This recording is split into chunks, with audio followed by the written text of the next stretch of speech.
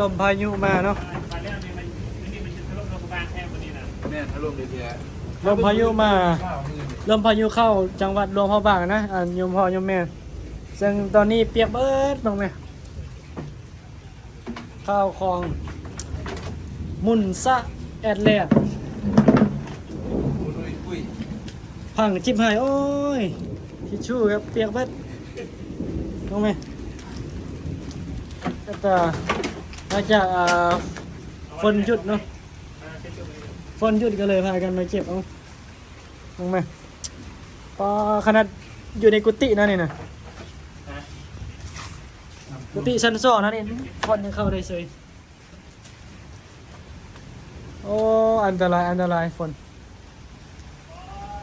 หลังจากมันอดมาลายมือเนาะ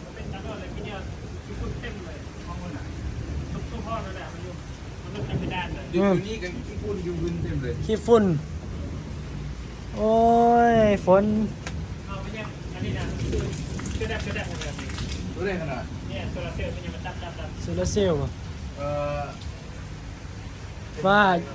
ไฟยังห้องอยู่ที่ยังใช้ไฟโซลาเซลล์โอ้เด็ดก็ต้องบ้างเงียบกิ๊บเนาะไม่ใช่วัดมันน่าสว่างเลยเนี่ยไฟดับหมดทั่วเมืองเลย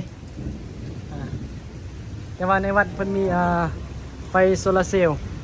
มันก็เลยยังมีอยู่โซลาเซลล์ใช้งานได้สว่างอยู่ใช้งานได้ปกติโอ้กิ๊บเลยเต็มเนาะธรรมดาเป็นตาย่านอยู่ตัวเด็กไม่ได้อ่านน้ำเลยนะไม่ได้ใช่บ่ยังโอ้ยข้าวคนมันถล่มชาวที่ถล่มกันนะครับขนาดนั้นกันเลยเอาแล้วเดี๋ยวเขาจะอาบตามหลังโอ้ยฝนตกเอาปิดคลิปไปเพียงสักนิดก่อนเอาจะเดินพรอากาศเย็นเลยคืนนี้นอนเย็นสบาย